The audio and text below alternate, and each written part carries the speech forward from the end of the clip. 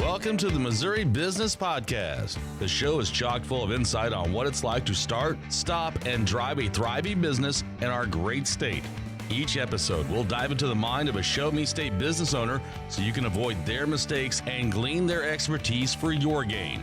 Now, here's your host, John Piazza Norton.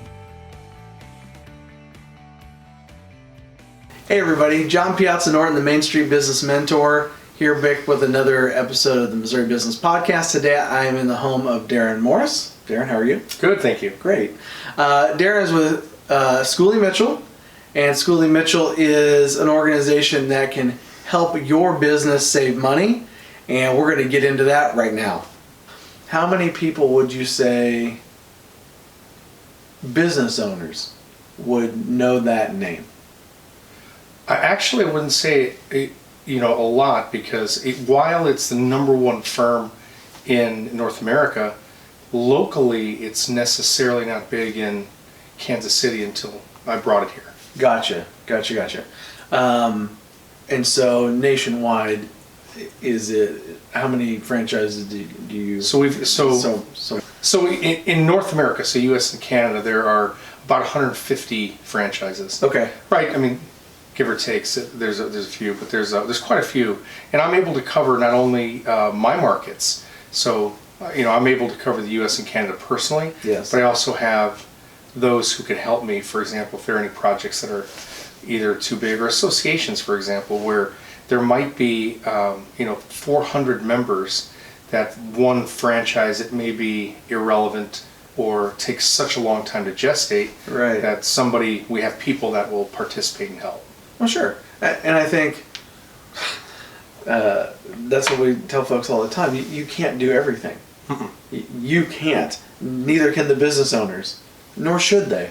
No, and I'll say, one of the most remarkable differences, because, even a franchise, if you don't have a footprint or a specific geographic boundary, you become competitive, right? Because two people in the same market fundamentally have an opportunity to go after or talk to the same business. Right. So as far as what you do, how can that help them as well? Well, we had chatted before. I talked about there are two major ways to increase margin, or increase. At the end of the day, we're here to, businesses are around to make money. Right. And unapologetically. Sure. So the first way, which I think everyone realizes, is to raise price and manage price in a way that's strategic. In fact, assuming your base expenses don't shift and don't change, raising price, almost all that penny goes to your bottom line. Right. So that's important for people to remember. And discounting can have horrific effects in your business. Sure can. But the number two way, which is the area that I spend a lot of my time in, is to reduce expenses or optimize your services in indirect areas. So areas like telecom, and telecom really is a wide variety, because it's a wide variety. It's VoIP, internet data connectivity, wireless, vehicle tracking devices, direct TV. Think of the technology changes, and I'll answer your direct question in a second about saving money. But think of the technology changes. Remember long distance when we used to pay that? Sure. So I don't want to, but yes, I do. Well, long distance went away. Yeah. But our prices didn't go down, right? We're still paying the same amount of money. So the reason I frame it like that is that we keep on top of those technology changes, and we end up really like auditors. We're looking at contracts, people, the contracts that people sign. We're trying to make sure those contracts are in the favor of the client. We then look at any ways that they're billed. So often I find, for example, they agreed on a 4-cent line item, and when I look at the contract, it's 4%. So that sometimes translates into thousands of dollars over time. Sure. So we look to claw that back, get that paid back, and then we negotiate line items, including testing to see if the services are relevant. Okay. And it can be as simple as, remember the fax line that no longer exists? Yes.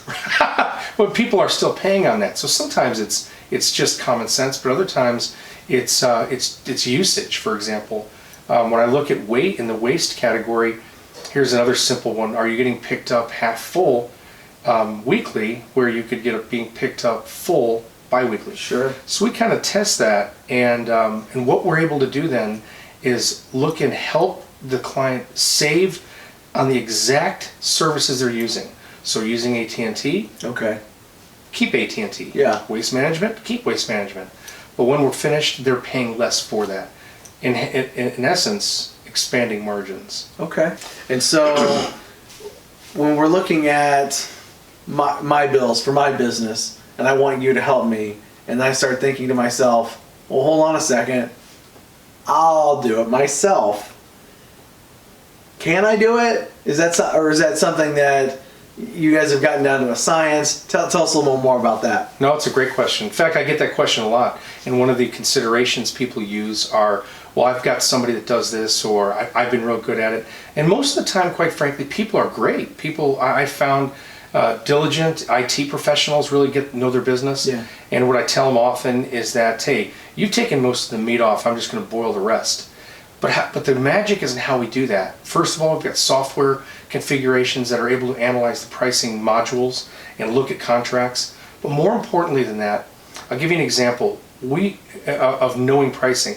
We've written over 22,000 pricing agreements. So I know, generally speaking, what everybody's paying. Right. So a quick example is I'm working with a 65-store Burger King chain, a franchise, and we had just completed their analysis and thought we were going to go back with no savings. At the same time, we had started an alignment with a Wendy's franchise out of South Carolina. Figured out that these guys are with Waste Management, the folks in South Carolina are with Republic, and being able to visually see those prices, we were able to take that knowledge back to here and double their savings. And that's a very real example of how it happened to me within the last year. So a lot of times it's knowing exactly what to ask for and where the pricing lies, and because they're not going to tell you, right? Nobody's going to tell you where the opportunities are. Gotcha. Well, yes. Hey, you can save money over here. Save money. Right. You can cut our bill. It's fine. So, what's a big enough company for you to help? I mean, are you looking for Sure. huge franchises, or can mom and pop, can they save $50 a month? Well, what are you looking for? So obviously, in theory of spend, just from a business perspective, I'm looking for moderates, mid-sized companies. However, I help anybody who is interested in saving money. I've got a two-man golf shop in Parkville. Okay. To a multinational manufacturer, and I do the same work for everybody because, quite frankly, each of those experiences helps us continue to hone our skills and get better. So, frankly, I'm a small business person, and I like small businesses. So I would recommend that if anybody's thinking about just contextually looking at it, Yeah. it might be an opportunity to at least say hello. What's the best way for them to get a hold of you? The best way is email. Okay. Darren.morris@schooleymitchell.com.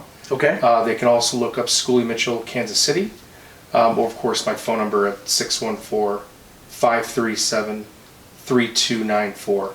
Be happy to answer that as well. I will put all of that information down below. So, because there's R's and Darren and Morris That's and right. Schooley, how that guy spell that. So I'll put all that down below for you guys. Darren, that is all the questions I have for you today. Thank you so much. It's early, like it's very early in the morning. We're at 7:30. home office. Appreciate you letting us stop by. Thanks, John.